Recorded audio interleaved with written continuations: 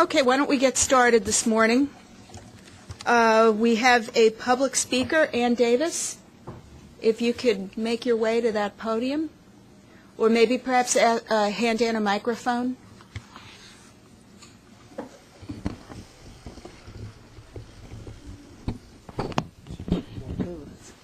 think it'll be up there.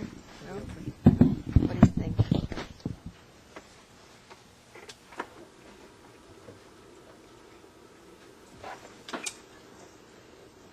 Sorry, I'm just raising my seat here a little.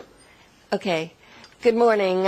I'd just like to take a couple of minutes of your time before you begin your deliberations to talk to you about a move that we think is important for helping the MTA save money. My name is Ann Davis, and I'm co-chair of Taxis for All campaign, which is a coalition of disability rights organizations and individuals in New York City dedicated to the goal of wheelchair accessibility in New York's yellow taxi and livery systems. This month, as every month, the rising cost of Access-a-Ride is always in everybody's mind.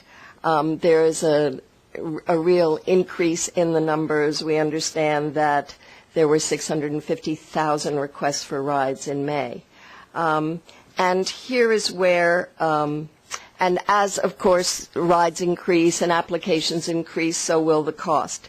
And here is where our interests converge, because one way to contain costs and increase access would be to make greater use of accessible taxis and car services. Wait, you say there are too few accessible taxis on the street. Indeed, there are. A mere 240 yellow cabs are accessible out of a fleet of 13,237. And so far, the city has resisted requiring accessible yellow cabs, leaving many New Yorkers like me at the curb. There is at last light at the end of the tunnel. In addition to existing converted minivans, there is now in the pipeline at least one purpose-built wheelchair-accessible taxi. This vehicle will have a CNG fuel option, which will reduce particle pollution as well. It will be accessible to everyone, and I know you are considering a pilot program which will involve these next year. A transition to an accessible taxi fleet will allow the MTA to use a voucher system for some Access-a-Ride rides, a good way to save a great deal of money. Earlier this month, and this is really the reason why I'm here, we wrote to Mayor Bloomberg and urged him to mandate a gradual conversion to an accessible green fleet and to enforce the law requiring accessible livery vehicles, in part to help the city and the MTA economize. I'm attaching a copy of that letter to the statement, and I've brought copies for each of you. And I hope you will recognize how this goal can benefit you, and that you will lend your support to our position. Thank you.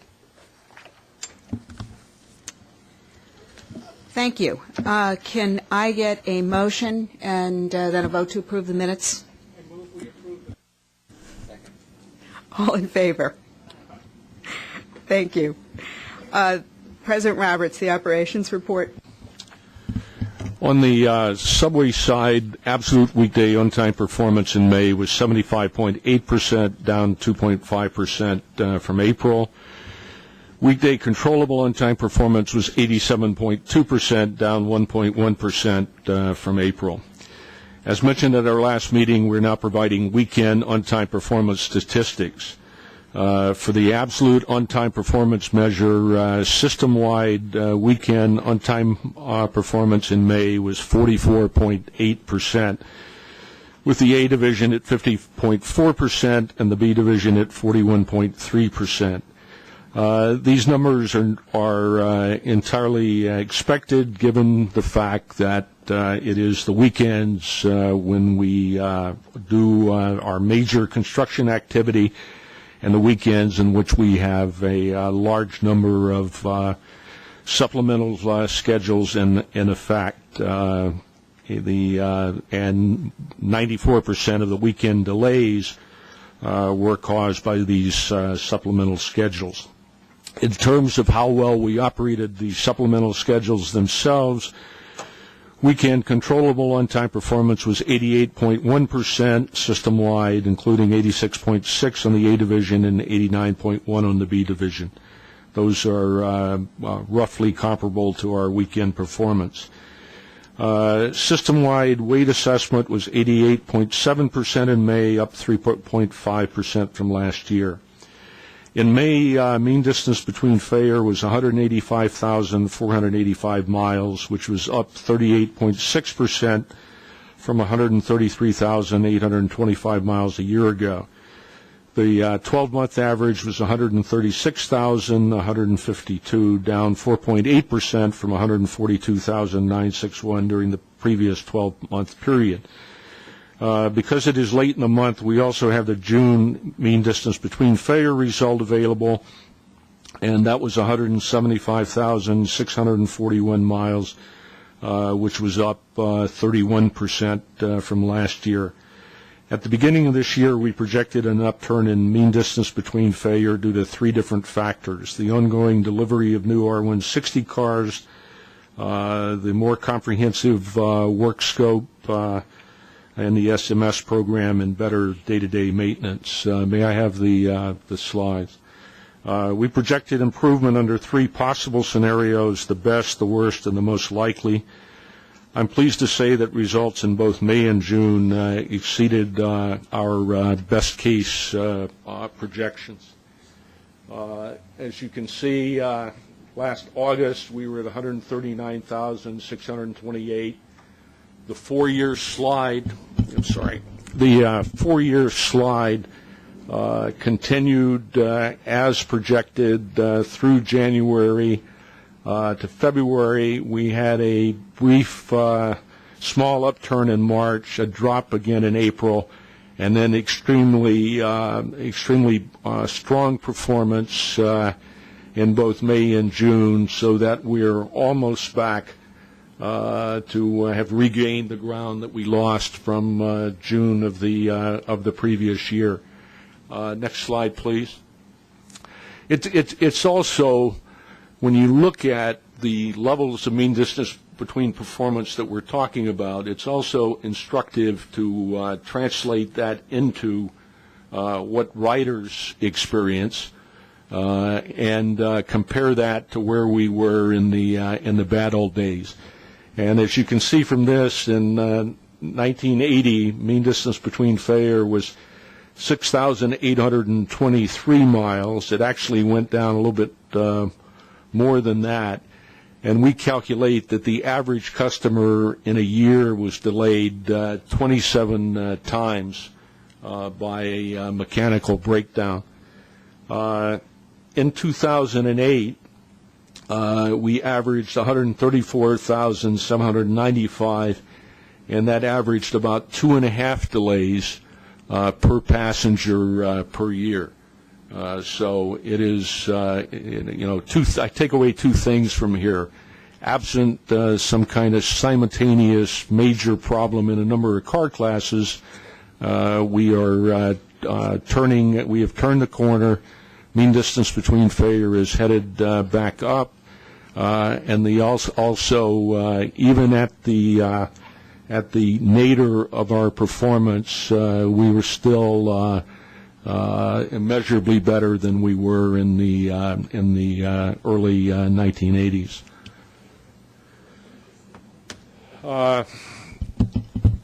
Buses, overall bus performance continues to be good. Weekday pull-out performance was 99% or better for both AM and PM peaks.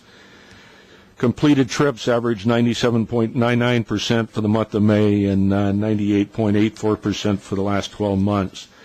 Bus mean distance between failure was 3,629 miles in May, down 9.8% from 4,024 last May. The 12-month average was 3,890 miles, a drop of 2.9% from a year ago. Paratransit service continues to grow rapidly. Completed trips were up by 18.2% for the month and by 21.6% for the last 12 months. Customer no-shows were 3.83% of scheduled trips, down 4.8% from a year ago. And carrier no-shows as a percent of scheduled trips also showed a small decline from 0.87% to 0.86%. These trends continued in the month of June, for which we just received results, as passenger no-shows and carrier no-shows as a percent of scheduled trips were down 12% and 9% respectively from last year. These results reflect an improved level of performance by our newest carriers, and we're looking for the trend to continue. Crime statistics were once again very impressive. The incidence of major felonies and robberies were both down by more than 22% in June and are both down by more than 10% year-to-date. Safety results continue to be mixed. The subway customer accident rate decreased slightly in the month of April as the subway customer injury rate. Subway fire statistics continue to decrease dramatically. The number of confirmed fires was down 30.3% for the month of May and nearly 14% over the last 12 months. On the bus side, the customer accident rate was up 5% in April, while the bus collision rate was down by 13.4%. Finally, the employee lost time accident rate was up 1.8% in May, while the 12-month average rate was up 9.5%. On the finance side, preliminary May farebox revenue was $248.6 million, 1.3% below budget. Year-to-date farebox revenue is 0.8% below budget, primarily due to the shortfall on the subway side.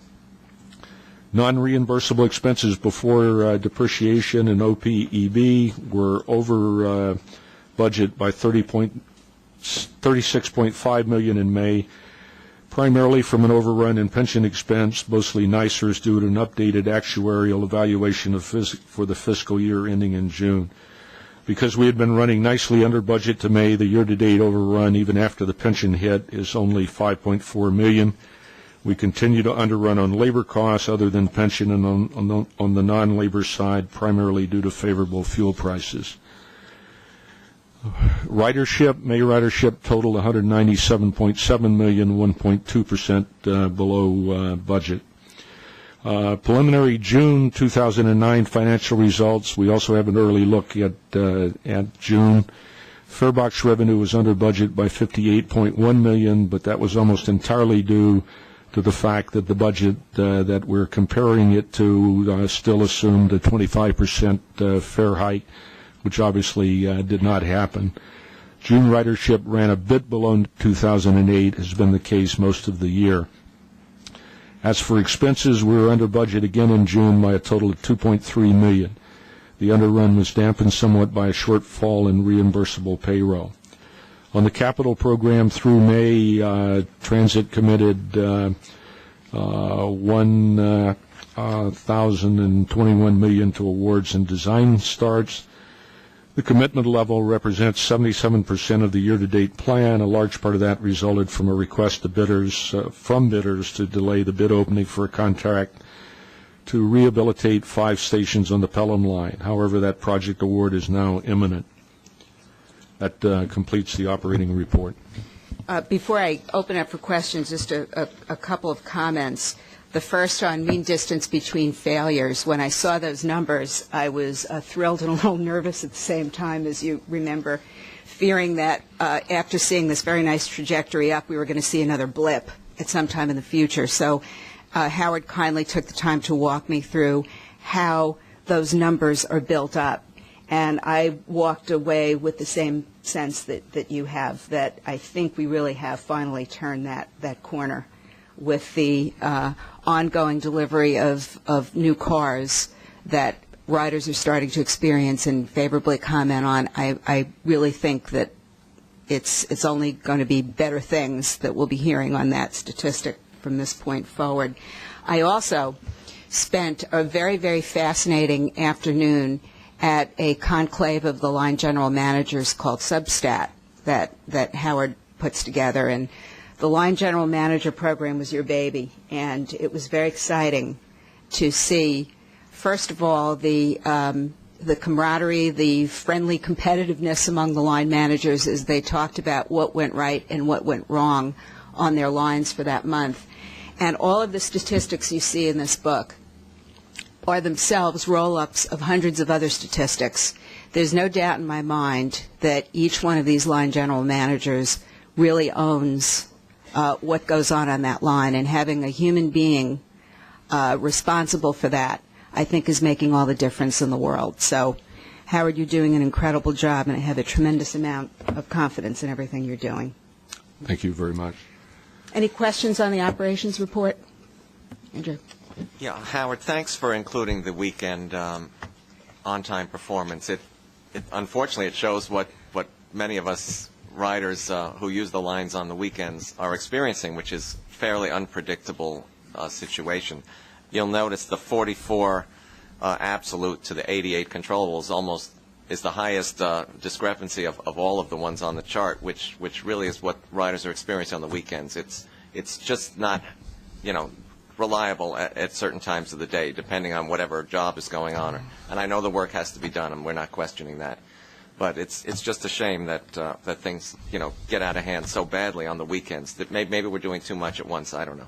Yeah, I think the only alternative to what we're doing now would be to close the system at night and do the work then. And in New York City, that's simply not practical. Nor would I advocate that. Yeah, but when we do the weekend work, we set up schedules, supplemental schedules, and we publish those on the website. And we run the service reliably according to those schedules. And we're always searching for ways of doing a better job of letting people who expect the regular service know what is really going on down there. But this is one. There is so much work to be done, not just in the next capital program, but in the capital program after that and the one after that, and this is going to be true long after probably everyone sitting around this table is no longer around. I've also experienced, as everyone has, when you walk into a station and you see a wall of diversion notices for that weekend. Somehow we've got to make it clear that the line you're entering has this diversion and all the others are in a little bit different framework, because people just tune out when they see it all. And obviously the one that you're entering is the most important to you at that moment. So if there was a way we could do that, it would really help. We've been saying that for years. On another note, this new table that you've published, car reliability and mean distance by failure by line, is a great addition, because that actually allows you to see what car classes are causing problems and what aren't. Thank you for that. Well, we're also in the process of breaking out all the statistics that we use internally and publish externally by line now, to include the safety statistics, customer service statistics, complaints, financial statistics, and so on and so forth. That process is still going to probably take a couple of months to complete, but we want to be able to give to the line general managers every bit of data we can as to how their line is performing. And we have one for every line now, right? We have a line general manager for every line now, yes. They started on July 12th. Yes. May I say something nice about Chief Jim Hall? I'm asking for permission because usually I'm snippy rather than complimentary, so I thought I'd ask permission. Only if a joke accompanies it. Well, okay. Major felonies were off 22% in June from the year before, and robberies were off 24% from June a year ago. And one would have thought that if the economy alone were the judge of crime, that it would go the other way around. So this was a lot of real hard work. And I'm going to give you my same joke that I have always given you. You have arrived at perfection, and we expect you to continue to improve. But well done. Do you want to comment about the Commissioner's piece in the Daily News this morning about the difficulty we're all going to have in keeping crime down based on what's been going on in Albany, or you want to pass that? I didn't read the article. But, push your button. Push your button. Quite honestly, I think whether you're in Howard's line of work or our line of work, you're going to be doing more with less. We say that all the time. We have a good team in place here. We get a real strong effort from the police officers. You see that month after month here. They do a lot of, I could sit here and tell you a lot of good things. The areas where we need to improve, we push to improve. The quality of life work, which is really never ending. You know, our efforts here are like the police commissioner has always said, the 3 C's: crime, counterterrorism, and community. Our community is the riders. And I think if you look at those 3 things, by and large, the police department has done a pretty good job overall. Obviously, we're always looking to improve. But if you look over the last 3 years, within the Transit Bureau, of every bureau in the police department, we show the highest increase in arrest activity, and yet we have less officers. So, I mean, that's where, once again, I measure the effort. They're up 70% in arrest over the last 3 years, and really doing that with less officers than when I arrived here in late 2005. So they deserve a lot of credit for their hard work. Well, that's why those of us who, have followed us for years know that deployment is the key, and that's what the present Transit Bureau is excellent at. They have got the deployment down to a science, and that is, I think, really one of the keys to the success. Any other comments? Before we go to procurements, I am a bad girl. I neglected to ask Mr. Chuback if there are any changes to the work plan. Thank you, but there are not. Thank you. Procurements. Yeah. Before we leave crime, I would like to say that I consider Chief Hall probably the greatest hunter of criminals I've ever encountered. He doesn't just deploy people. He anticipates where the bad guys are going to be and goes and seeks them out. And I mean, everything from tactics concerning stopping everybody that walks between cars while the train is moving. A lot of people are doing that for a lot of reasons, but a lot of people are doing that because they're looking for a victim. And that strategy has paid off extremely well. He's a very difficult partner to compete with in the competition to do more with less. Well, clearly you two have a terrific working relationship, and we all benefit from that. Howard, and don't forget all the new equipment that has locked-end doors. The subject of locked-end doors will, and whether we're going to have any more with locked-end doors, will be before the board before too long. The procurement agenda this month includes 28 actions in the book, totaling $55.3 million in expenditures. I ask for your approval of these actions. Can I have a motion, and then we'll take some questions if there are any? I have a question on the CNG procurement. Why, aside from the fact that we have a fair number of them now, why are we buying more CNG when the hybrid electrics seem to be the way to go? Plus, neighborhoods are not thrilled with having CNG depots in their neighborhoods. So I'm just wondering why we're continuing to buy those. Isn't it sort of an older technology now? Well, there are 2 reasons, Andrew. One is we have an investment in the CNG fixed plant, and the buses that we are purchasing basically are replacing CNG buses in these locations. The other thing, however, is the price of CNG has plunged. And CNG now, actually, the CNG buses on a cost of fuel per mile are superior to both the diesel buses and the hybrids. The other thing with the hybrids is this battery problem continues to plague us, and we are in the process of trying to switch from lead acid to lithium, but initially we deployed the hybrid buses to depots primarily in Manhattan.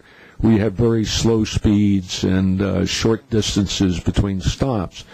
very frankly, we're finding their performance as we put them out in the outer boroughs, where the speed is higher and there's greater distance. It seems counterintuitive, but the strain on the batteries and the premature failure on the batteries is much greater there than it is in Manhattan. So Have you switched any to the lithium? We are in the process of ordering lithium. John, do you know if we have any of the buses retrofitted with lithium yet? We are buying the bus. All the buses coming now are equipped with lithium batteries, and we're changing the buses from the outer boroughs with the lead-acid batteries to put them back into the slower operations to improve performance. We have not retrofitted any of the lead-acid batteries yet. But what will happen is, as the lead-acid batteries, the banks of them reach the end of their useful life, hopefully we will have a supply of lithium batteries that we can replace them with. Is this the same lithium that we schizophrenics are medically prescribed? And if so, will the buses now be attacked by schizophrenics looking for free lithium? No, but I think it calms the buses down, Commissioner. Commissioner Seabrook. Mr. Roberts, I just have a question. With the purchasing of the new buses, I asked several months ago that the purchasing of new buses or new trains, are they coming prepared for closed-circuit television monitors for security purposes in case something should happen? Are we up to speed with that yet? We actually have a problem on the bus side, which is that the manufacturer of our bus cameras for buses went out of business, and we had to assume the maintenance of those cameras in-house.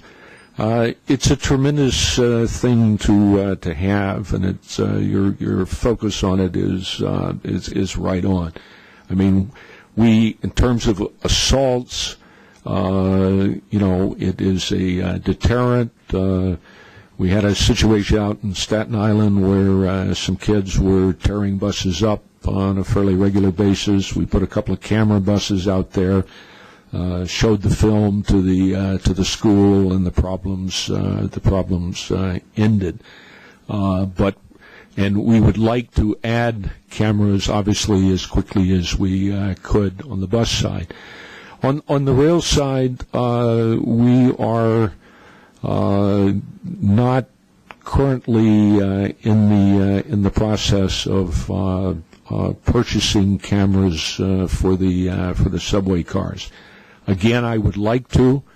BART on their trains has a mixture of real cameras and dummy cameras, which they find very effective in accomplishing the same purposes. The problem with all the cameras, though, is the enormous amount of data that's collected and the ability to figuring out how to utilize those pictures effectively. Every bus in France for the last 10 years has had 6 cameras on it, 4 inside, 1 in the front, 1 in the back, and so has every railroad car. You are correct that the key is the software that examines these images and determines what the problem is and how that works, which is especially galling considering that this was a prime Lockheed failure. I suggest we send Connie to Paris for a month or two and see if she can learn something about how that works over there. Now that would be galling. I vive la France. I absolutely will agree to that suggestion if I can go too. Commissioner Kay. Less of a question, more of a comment. I just want to thank everyone for moving a particular study, the consultant contract for the North Shore alternative study on Staten Island. That's something that we've been pushing for a really long time on. People have talked about this for a long time. I hope that this consultant study, which I think we're doing together and working closely with you guys on, is actually a step to actually get something accomplished. We've been pushing this for a couple of years. It was in our Plan NYC document. I appreciate that. It's something that we look forward to continue working together on and for making it to happen. I want to ask a question afterwards, make sure we touch base. I see that the fund, I want to make sure we're all fully on the same page of the funding of how, in fact, the city is going to reimburse you. Okay. Any other questions? Can we take a vote on the procurement package? All in favor? Any opposed? Okay, we have an action item. This month, we have one. Section 6 of your agenda includes a staff summary seeking board approval for the one-year renewal of retainer agreements between MTA New York City Transit and attorneys who serve as per diem senior hearing officers for the Transit Adjudication Bureau and collect those $100 fines for avoiding the fares. I ask your approval. Can I have a motion? Any questions? Any questions? All in favor? Okay.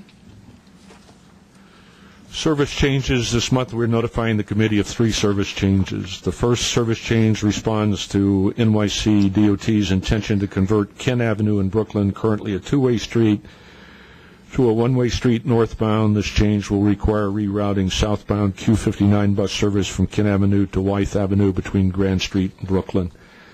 The second change is to split the B61 route into 2 separate routes. It currently operates on a lengthy 9.7-mile route from Long Island City and Queens to Red Hook in Brooklyn. The route is plagued by frequent delays due to traffic congestion and is the subject of numerous complaints from customers and community groups. Splitting the route into 2 separate routes, B61 from Red Hook to downtown Brooklyn and a B62 from downtown Brooklyn to Long Island City, will address those concerns and provide decidedly more reliable service to our customers. Cateris paribus, of course, shorter routes are always more reliable than longer routes. Our final service change is for the temporary elimination of express service north of Kings Highway on the Brighton line, which is serviced by the B&Q trains. This will allow for the rehabilitation of 5 stations on the line, Newkirk Avenue, Avenue H, Avenue J, Avenue M, and Kings Highway, and for the installation of ADA elevators at Kings Highway. The construction plan will reduce the effective segment of the line from a 4-track railroad to a 2-track railroad, necessitating all local service. However, peak service frequency, a combined 20 trains per hour on the 2 lines, will be maintained. In addition, 2 of the stations, Avenue H and Avenue M, will lose service in one direction while platforms are reconstructing, requiring customers to backride. This change will be in effect for 2 years from September of this year through the third quarter of 2011. I might comment, Andrew, on the backriding and trying to explain to people, what is involved in supplemental schedules and construction schedules. The most difficult of a series of very difficult changes is to explain people that they have to go to the opposite platform and ride in opposite from the direction that they want to do. Why does this cost $960,000? Which is this? The back, the Brighton Construction of temporary platforms and it's the platforms. among other things. I'd like to comment on the B61 split, if I could. While it's true that shorter routes may be more controllable in terms of traffic and problems, it also means some folks are going to have to change buses. And I'm wondering, you've only heard, it looks like from the comments from the Red Hook community, what about the folks in Williamsburg and Greenpoint who might want a one bus ride to IKEA or Fairway or any of those places? Secondly, you also mentioned that by rerouting it to Williamsburg Bridge Plaza, you're able to take advantage of the dispatcher there. Why couldn't you just do that with the current B61 and let the dispatcher have something to say about it before you actually do the split? Do it on an experimental basis that way.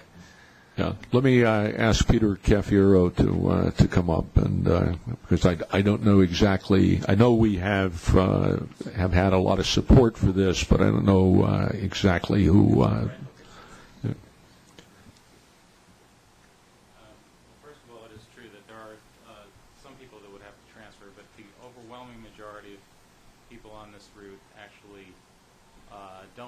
downtown Brooklyn. There's almost 100% turnover at this location. So we actually spent a lot of time trying to find a location where we would inconvenience as few number of people as possible while achieving what we needed to do with controlling the bus. This bus, actually, even though the area has been growing all along the routes, ridership's been declining the last year or two, and we think that's directly related to the reliability as much as anything else going on there, and so that's critical. Rerouting it into the plaza will help that in Williamsburg Plaza, but I think that won't solve the problem entirely. And this route goes through some significant congestion around the bridges, up in Queens Plaza. There's a number of areas along the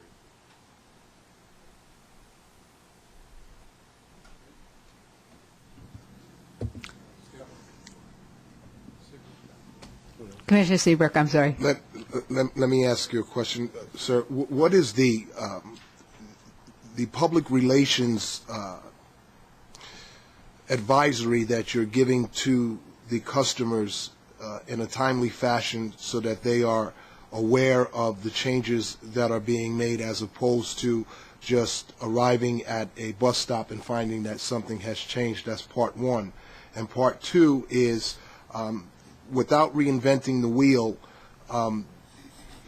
can't there be a concept used that is often used at airports when you board a bus going to Hertz Rent-A-Car, where there is a loop of, I guess, conversation going on, explaining where you're going, what you're doing, and what's happening? It's about a 20-second announcement, and it sort of like gives the customer the opportunity to hear it. Some people can't read, they're not able to read it. Are you on the same page with that, or is this something new? Let me answer the second part of the question first, and then refer the first part to Peter Caffiera again. On the new Ivan-equipped buses, we have a lot of those capabilities that we don't have on the bulk of our fleet. And as those buses come into the fleet, our capability to match Hertz and Avis at the airports will significantly increase. But on the bulk of our buses right now, we do not have that capability. Peter, do you want to talk about the public information campaign? First of all, I should make clear that this particular change won't happen until January. The reason we're coming early is because that's a consolidated pick that involves a number of divisions, so the actual process starts a little earlier. As we get closer to the point where it's implemented, we'll have a full public information campaign to inform riders on this route and in the neighborhoods affected what the changes will be. I should also point out that there will be free transfers between the two routes, and all of the existing transfers that people might have will be maintained. So no one will be charged any additional fares for this.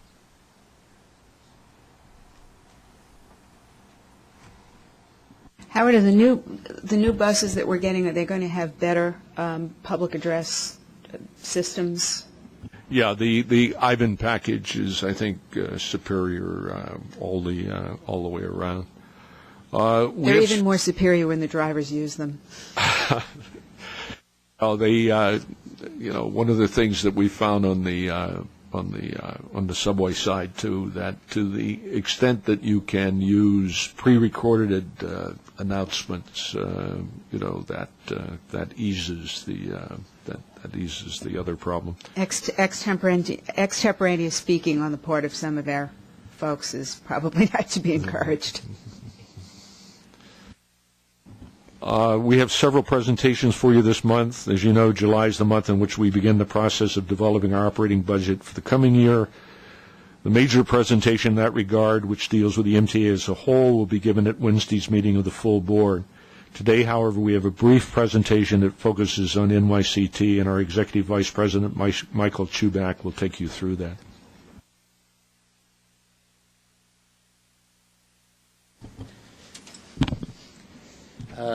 This is the wrong presentation. That's the right presentation. Okay, this focuses on the July 2009 iteration of the financial plan, which covers the years 2009 through 2013. We have submitted, and you will be getting the materials formally on Wednesday, a reforecast of 2009, the year in progress, our preliminary 2010 budget proposal, and an update of the multi-year financial plan that takes us through 2013. At this board cycle in July, this is all unveiled, I guess that's the right word. It is reviewed between now through October. Then come November, the final proposed budget is submitted to the board, and it is then approved, hopefully, at the December cycle of the board. Major changes since the February version of the plan. Obviously, the first bullet is the most important. We've received significant new subsidies from the state legislature, the bailout that we're all familiar with.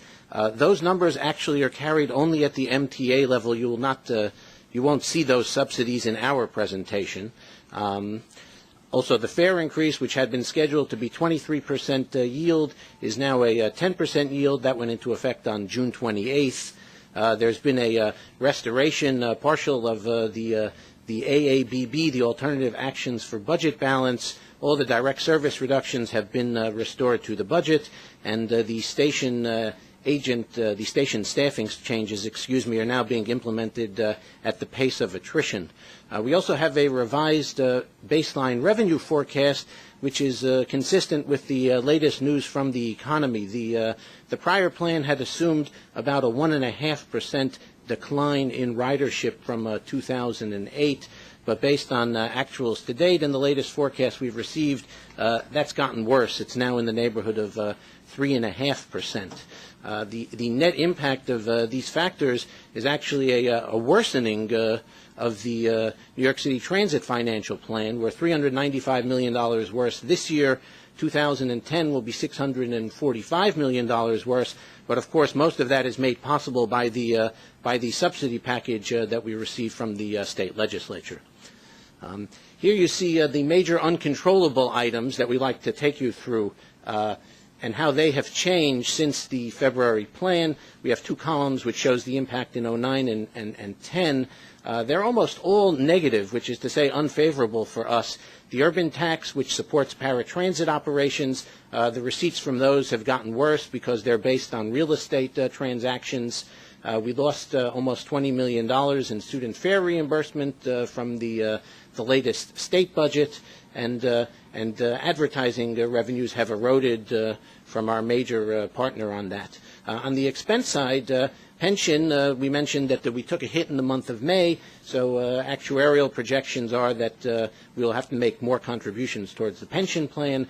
Paratransit costs are up because paratransit ridership is up. The one good piece of news is revised inflation assumptions. Those are mostly on the non-labor side, which is to say bus fuel is doing better, and we expect relatively low or maybe even no inflation on materials and R&M costs. The next line, the transportation payroll tax, that is our contribution to the payroll tax that was enacted by the state legislature on behalf of the MTA.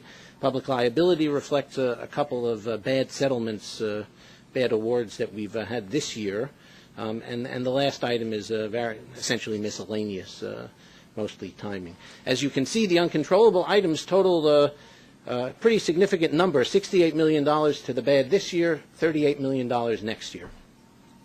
The savings program summary. Essentially, despite the fact that we took some significant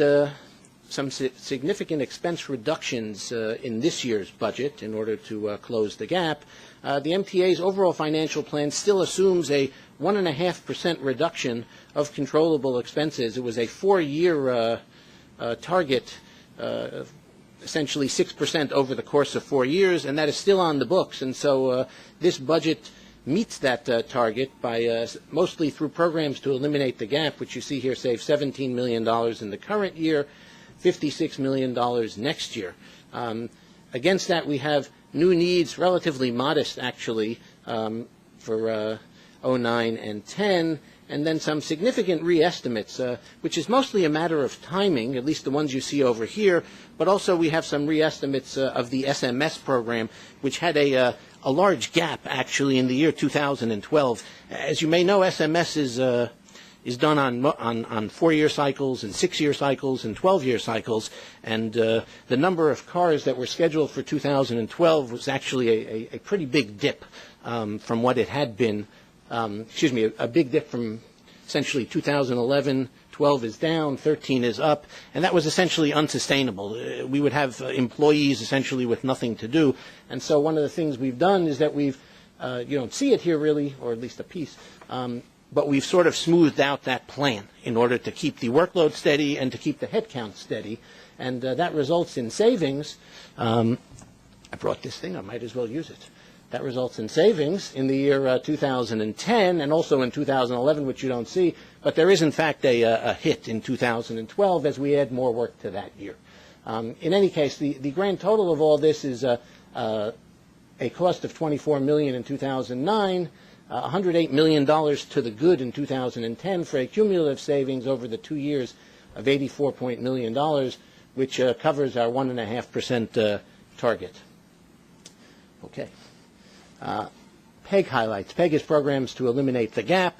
Here you see some of the major initiatives that we will be doing in order to save money. The first two you should be familiar with. They were at last month's board session. It's the new contract for prescription drug benefits for our hourly employees, and also the fuel savings contract. We're switching to low sulfur diesel number 1, which is saving number 2. I apologize. But thank you for paying attention. And we are, those two you saw last month. We also are continuing our administrative reductions. That's $5 million in the 2010 budget. And then we also have a number of initiatives on the operations side that will save money. I won't say that we're happy doing these. We would probably prefer not to have to trim around the edges, but in fact there is a target to meet, and we're hopeful that we can absorb these hits without a significant erosion to the level of service that we provide. I should say the quality of service we provide. Next slide. And finally, we end with the famous pie chart. The left side shows revenues, and as you can see, well, actually, let me show you here. It adds up to $3.5 billion for the year 2010. And on this side, we have the expense side, which adds to $6.3 billion, again in 2010. The coverage ratio from the revenue side versus expenses is in this year 56%, and that's about in the same ballpark that it's always been historically for us. And obviously, our ability to get by with that sort of coverage ratio really is only possible because of the new subsidies that we've received from Albany. As the real estate-based subsidies got much worse, we needed the legislature to, in effect, come to the rescue with the new package of subsidies. With them having done that, we can, in effect, manage with a situation where revenues cover the traditional 56%. I also want to point out the one orange slice of the pie. That's paratransit service contracts on the expense side. It's now up to 6.5% of our expense budget, or it's projected to be that in 2010, and that is now actually the second largest slice of the pie, other than labor, which is the big enchilada. And that's it. Now, again, there'll be more on the budget at Wednesday's meeting of the full board, a presentation for the entire MTA. But those were the highlights for New York City Transit, and as was mentioned, these will, of course, be discussed between now and the end of the year when the final budget is actually approved by the board. Howard, can you give me a sense on what the cuts in maintenance entail that you're showing? Because that gets, I think, a lot of people nervous. Yeah. Again, what we're doing here is trimming around the edges, and you ran into on the number 7 line. Part of that is a slight cutback in the car cleaners. That clean the cars at each end of the line. the subway budget people tell me that that can be done, and the same level of cleaning can be accomplished. The line general manager told you that he didn't completely agree with that. But we've cut on the admin side 10%. We continue to cut. Believe me, I will cut somebody sitting in an office, very, very quickly as compared to somebody who was out cleaning stations or cleaning cars. But this is the reality of the numbers and the pressure that we're under. No You major. said that a line manager disagreed with you. Do you permit dissent in your administration? We encourage dissent in our administration. Does that apply to the board too? Of course, I don't think that's ever been a problem.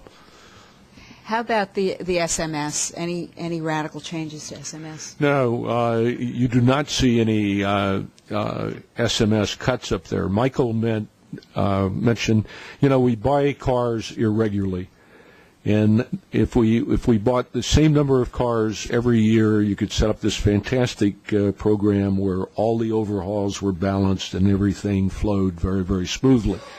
But because we tend to buy in large chunks and then don't buy anything for 10 years, I don't think there were any cars bought in the from 1990 to 2000, or very few. When they get to their overhaul needs, they frequently arrive all at the same time. So what we're doing on this SMS smoothing that Michael talked about is that some of the work we'll be doing sooner than we otherwise would have done it. Some of the work, which I don't like to do, we will do after. But the only alternative would be some years to have to cut very sharply the number of people that are doing SMS work, and then in other years double or triple the number of people that are doing it. But we have what it appears to be a turnaround in mean distance between failure. A integral part of sustaining that and reaching new heights is the SMS program, and I will cut everything else in the budget before I cut the SMS program. Howard, can you quantify the change in station and car cleaning? Are we going from 4 times a week to twice a week, or what does it really mean? No, it's again, most of the cuts also are on the 2 lines that we put extra cleaners on as the pilot, the 7 and the L. But where we are normally, Jeff Kay and I went through a wonderful learning experience about station cleaning last week. He came out of, I think, the Rector Street station at about 9 o'clock in the morning, and somebody had defecated all over the stairs. And so he called up and reported that, and obviously we sent somebody to clean it up. But the way we are staffed at that station now is typical of the way we're staffed at most stations, which is there was a cleaner there, I think, from 2:30 in the morning to 4:30 or something like that. That cleaner then went to clean another station. The next cleaner came on at noon. So from 4:30 in the morning to noontime, we're in a situation where if somebody defecates all over the stairway, we are not staffed to deal with that. That is part of our customer service package. I don't like it, but that's the way it is. I took your name in vain, Jeff, while you were absent.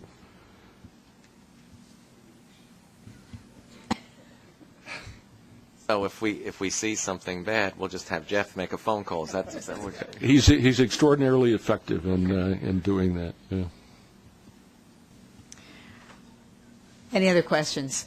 Okay, next up. But before I let that one go, also the first person we heard about it from was Jeff, because you have a station agent down on the platform, nobody else in the station, So unless a customer comes back to the station agent and complains, there's no input to the system.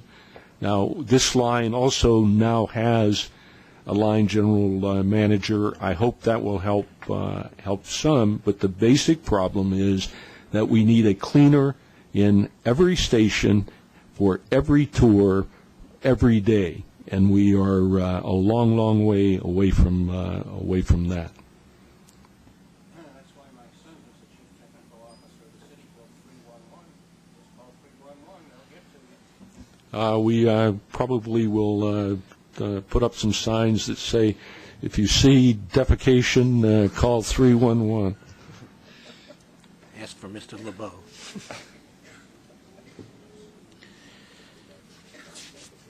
Do we have another presentation? Yeah, other questions? just a comment, and President Roberts, as you said, if the customer goes down and tells the station agent there, well, after the attrition cuts are implemented, that's if there is a station agent down there as well. You're going to run into these same problems.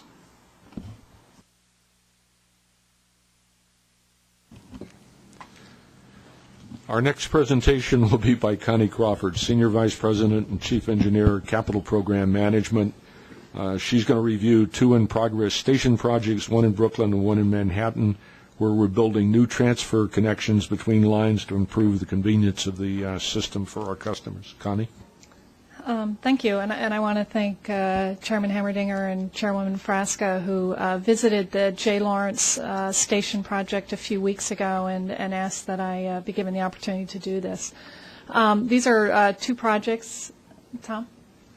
One in Manhattan, one in Brooklyn, that are what we call system improvements. So they provide connections between stations that did not exist previously. As you know, our system was built by separate companies, and the lines did not, all the stations don't interconnect. And here's an opportunity we have of making transfers easier for our customers. So in Manhattan, we have the Bleecker station connecting to Broadway Lafayette, and in Brooklyn, we have the J Street station connecting to Lawrence Street. We'll start with the one in Brooklyn. So this project involves the rehabilitation of the J Street Borough Hall station on the IND, and then provides a transfer to the Lawrence Street station on the BMT, and it makes both stations accessible. Connie, you're going to want to take the W off of that connection. All right. So this project, we're in the middle of a 4-year project. Total cost is $164 million. The bid on this one was $109 million. You can see the layout of the 2 existing stations, J Street at the top and Lawrence Street. You can see they're perpendicular to each other, and the red dashed area is the new connector. This is a layout of the J Street station. The reason I'm showing you this, the yellow is facilities areas. Facilities used to be pretty much where you see the light gray, and we flip-flopped. We put facilities in this very large mezzanine area that's over the tracks in the middle, and the light areas now are new additions to public space. And then there's the new connector that you see in the bottom that's making the transfer over to Lawrence Street. And this is a cut through that transfer showing you the vertical circulation, so a couple new escalators and an elevator. And this is a rendering again showing you where that elevator will be. This is, I think, a pretty impressive shot. This is the transfer construction. It's 150 feet long, 60 feet wide, and 25 feet deep over the roof of the BMT subway. It is a pretty impressive space. This is what it looks like at street level. We've maintained 1 lane of traffic and pedestrian access at all times. And also you can see you can see the deck plates. The whole street is plated over from building line to building line. That gives the contractor access so he can lift up any of those plates and be removing the soils or delivering materials down below. This is on the platform at Lawrence Street Station. There were columns down the middle, and they were removed, and you have temporary columns on the side, those with the zebra stripes on them, and you can see the timbers above. This is where one of the new escalators will come in down on the platform. This is the new west control area at the J Street station, which has been opened. Now I'll go into the Bleecker Broadway Lafayette station, connecting the Bleecker Street station on the 6th to the Broadway Lafayette station on the IND. Also a full ADA station project. Awarded just a year ago, will be finished in 2011. Bid cost on this one was $94 million. This is a layout prior to construction. Right now there is a connection between the southbound 6 train and the IND station, but there was never a connection made on the north side, so the platform starts up above the word street there. And so the goal here was to make that connection on the northbound side as well. So there's that orange area on the right side is the extension of the platform, so you can connect to the IND. That is an old IND mezzanine in the bottom right corner that has been shut down for many years, and we will reopen that. Also on the west side, the southbound platform was very, very narrow. So when people, did have it as a transfer, but it was very narrow and you know, a concern for safety when you have large crowds. So we're widening that as well. We are also adding elevators to make this station fully accessible. The IND has 2 island platforms, so we need elevators going down to each one. That's why you see so many. This is an aerial view looking north. The Lex runs under Lafayette Street at this point, and this is Houston Street in the foreground.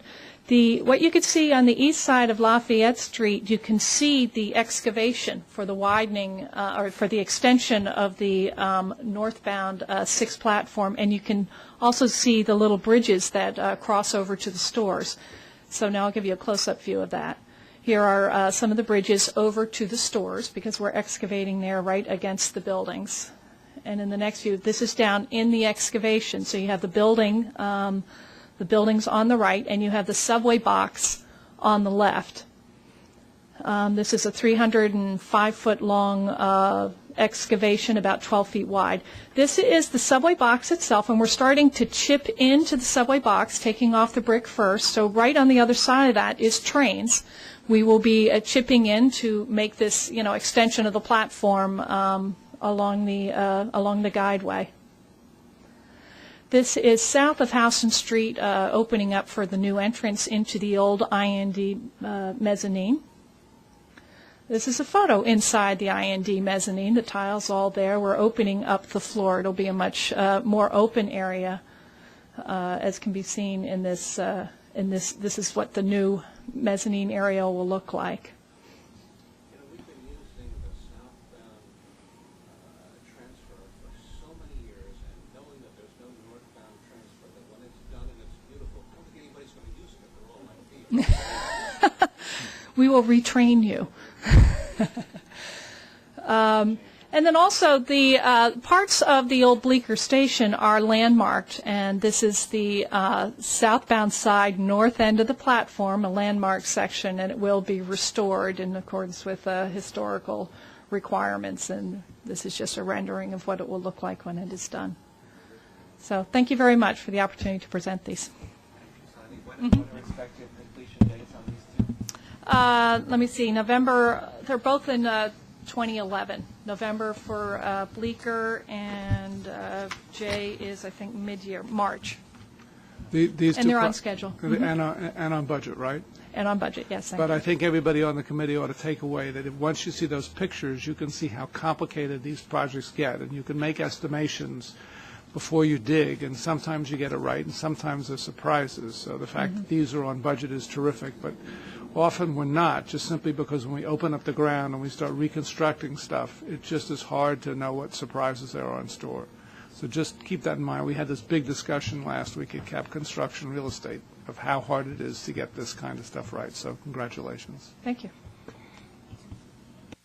While we were talking about capital construction, the chair has asked me to just say a couple of words about CBTC, because I think there is some concern that CBTC is this very expensive system and whether we can afford it.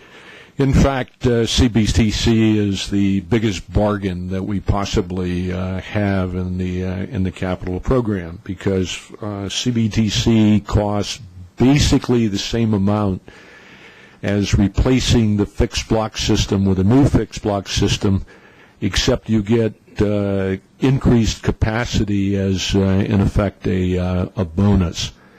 Now, that differential is narrowed a little bit on the number 7 line.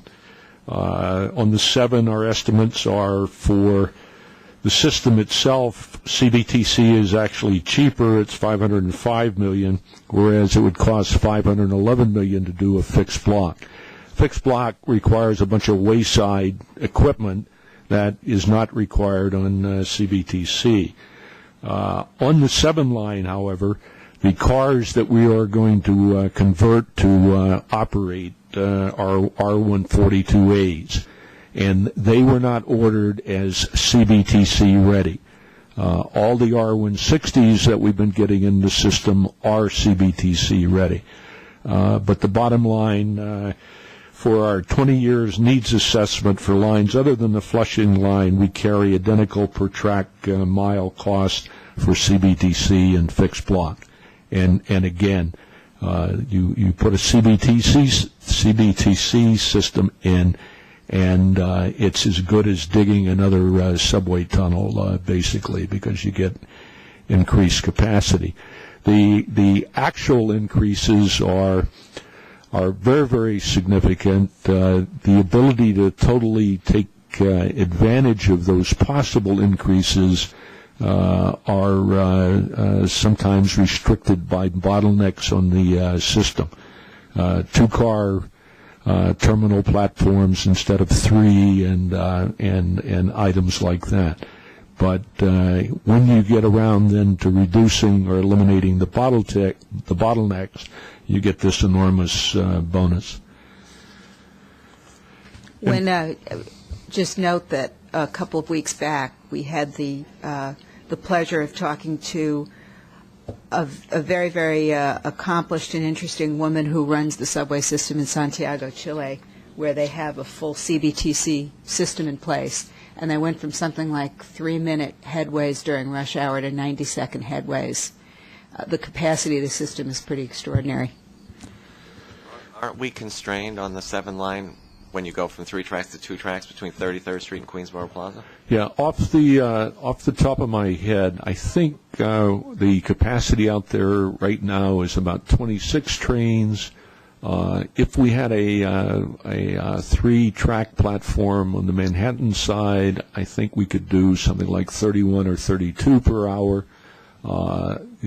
As it exists right now, I think the gain is 26 to 29. But still, 3 more trains at rush hour makes a tremendous difference. As you know, we tried to deal last year with the overcrowding on the 7. We couldn't put any more trains in during the rush hour period.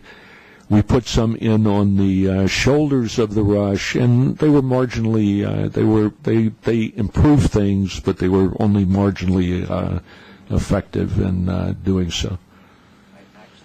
I think that the ease with which you can tell a local from an express now did wonders to dwell time, and that has helped move the trains along.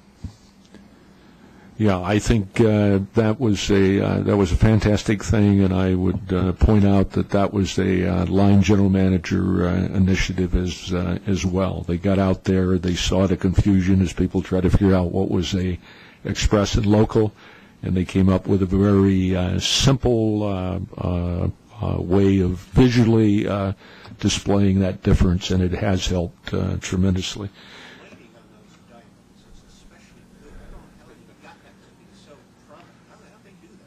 I'm not really sure. It does stand out, though. And finally, let me mention before closing that Section 8 of the agenda includes our regular status report on the EFC program for your information. And similarly, Section 9 has our quarterly update on NYC transit bus technology programs, also for the committee's information. Any final questions regarding Commissioner Seabrook? Mr. Roberts, are the line managers here?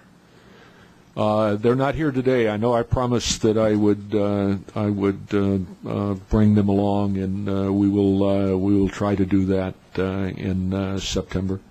The reason why I say that is because they seem to be getting a lot of kudos, and they're doing a hell of a job. But you know, hearing it from us is a little bit different than you going back telling them, listen, they said you guys are doing a great job. So maybe if you brought them along, that would make them feel just, you know, a little bit more important and say, you know what, we really are appreciated, you know, by the work that we're doing. Yeah, I promise you that we will do that. And the other thing that I would like to offer to the committee is that if anybody wants to go out and spend a morning and an afternoon with one of these individuals and just see what it is, in fact, that they do, we'd be very happy to set that up. You buying lunch? I'm sorry, you were going to buy lunch for that was a very generous offer, Commissioner Seabrook. We'll take you up on it. Any other questions? Okay, this closes transit. Howard, thank you very much. And we'll open bus. Good morning, Madam Chair Frasca, members of the Bus Committee, and Chairman Hemmerdinger. First, we have a correction to the minutes of the June 22nd meeting. The service change on the BXM1 and BXM2 was misstated. The minutes have been changed and distributed to you to reflect the information presented in the service change staff summary on that item. I'd like to ask the committee to approve the minutes of the June 22nd meeting with the correction included as I noted. I move that the minutes as corrected be adopted. All in favor? Also, there are no changes to the work plan this month. Next, I have some performance highlights to report. John, could you hold up a minute?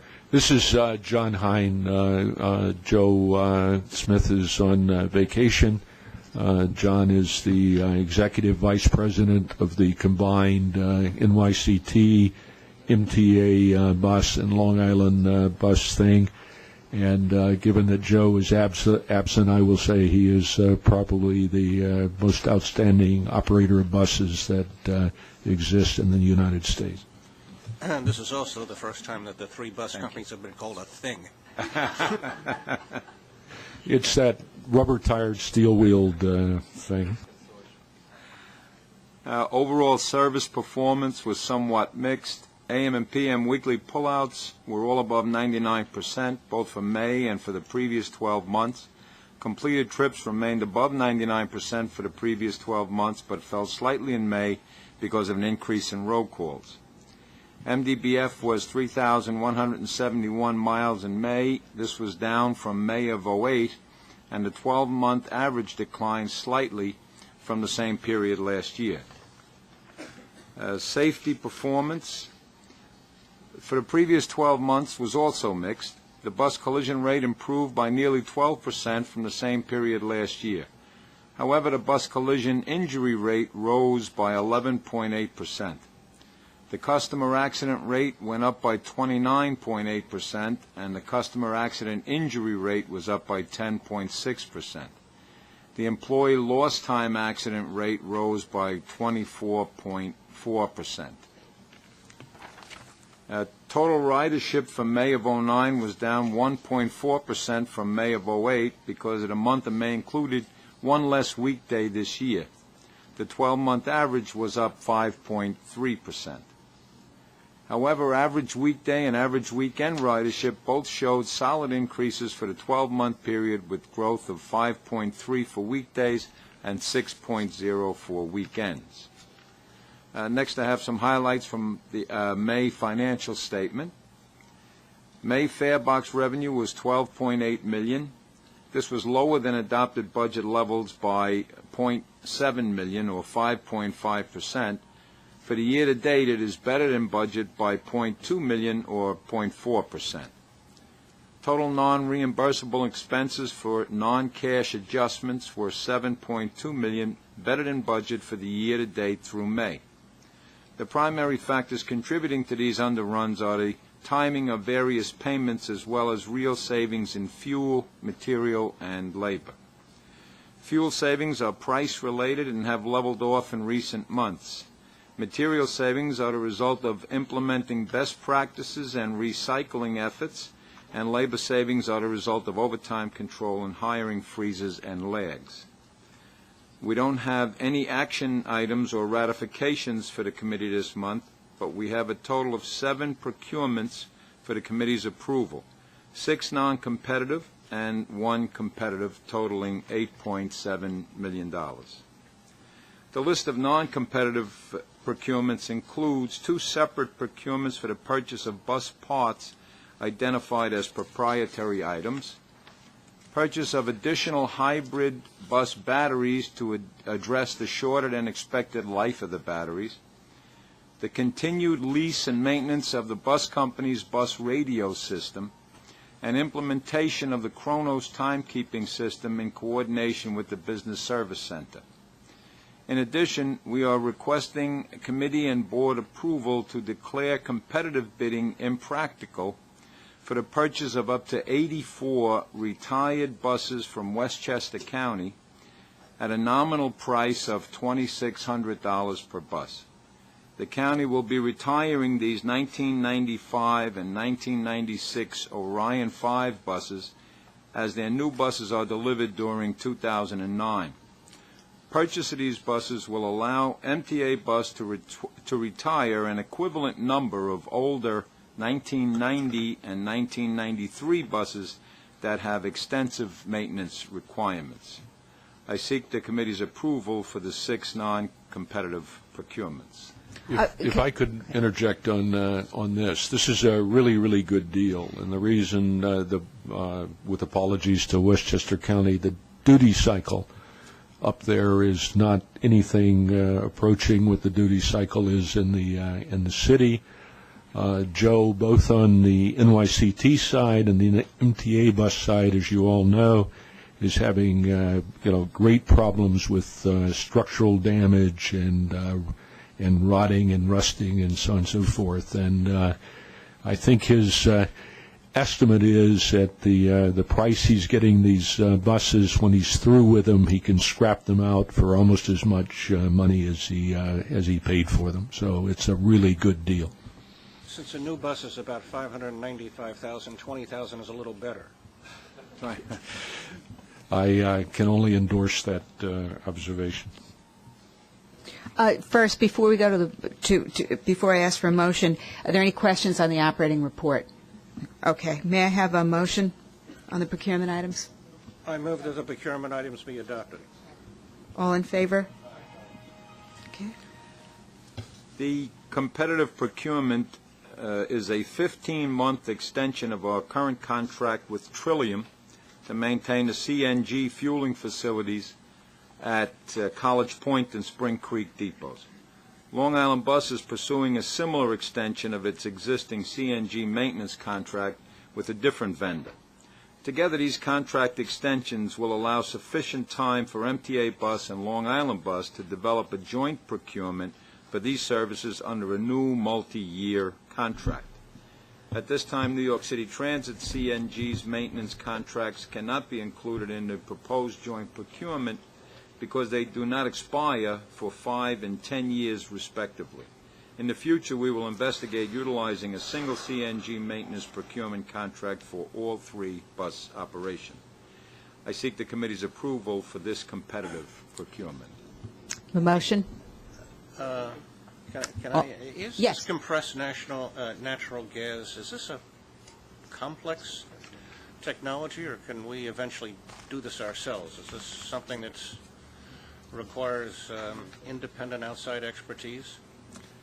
I think the independent outside expertise, at least from our experience with this, has been beneficial. Trillium, for instance, is located, I believe, in Utah, but they respond immediately. They have the expertise to deal with it. It's just taking it out of our hands. I'm not sure that we could deal with it effectively in-house. We could pursue looking at that. Yeah, we could, but it would obviously. It's a question of do you do it yourself, or if it's specialized, do you contract it out to people who are expert in it? And that's the. I think that's the basis for the decision. Do I have a motion on it? I move Mark? that the item be adopted. All in favor? This month, we have 3 information items for the committee. For the first information item, I'd like to ask Tom Del Sorbo to provide a brief overview of the July financial plan submission for MTA Bus. Thank you, John, and good morning, members of the committee. The July financial plan, which will be, as Mike mentioned previously, be presented in greater detail at the board meeting on Wednesday, represents for MTA Bus a continuation of the various regional bus efforts to enhance service and maintenance performance within existing funding levels. I plan on giving you just a very brief overview of the preliminary 2010 budget. On the revenue side, the plan reflects slightly lower fixed route ridership levels due to employment forecasts. This projected decrease in ridership, particularly on express services, lowers the expected fare box revenue gains from the 10% increase in fares, while other revenue levels are decreasing based on changes in advertising revenues. On the expense side, the MTA Bus July financial plan includes several changes. First, in the labor category, there are net changes that are associated with providing salary parity to hourly employees as contained in the recently enacted TWU contract award and the corresponding offsets, namely the introduction of employee contributions for health and welfare, as well as savings that can be realized via the integration of MTA bus depots. Also, on the labor side, pension liability is increasing as it is in transit based on the latest third-party actuarial valuation. Also included in the plan are important investments in improved oversight and control of bus service both on the road and inside the depot, additional support for storerooms to provide 24/7 coverage, and adjustments to the bus overhaul program shop cycle. Acting as offsets to these increases are fuel savings, which again is in transit, are driven by both pricing and a switch to the ultra-low sulfur diesel number 2 instead of number 1, economies from scrap bus material recycling, better parts pricing through shared procurements, and a greater control overall on material usage. Again, the entire financial plan will be presented Wednesday at the full board meeting. That's it on the MTA bus overview. Any questions? Thank you very much. The second item is a joint procurement between Long Island Bus and MTA Bus to extend the term of a competitively bid contract that Long Island Bus issued to Thrift Auto in 2007 for structural repairs to the Orion 5 bus fleet.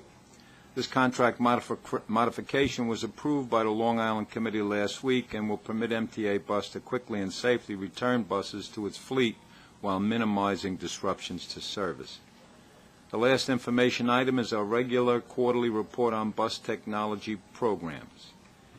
This concludes my remarks. I'll be happy to answer any questions. Any? Okay. Thank you.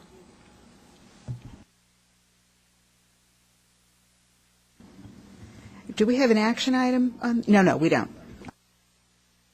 Okay. Any other questions? Bus is concluded. Motion to adjourn? All in favor? Thank you and have a happy August.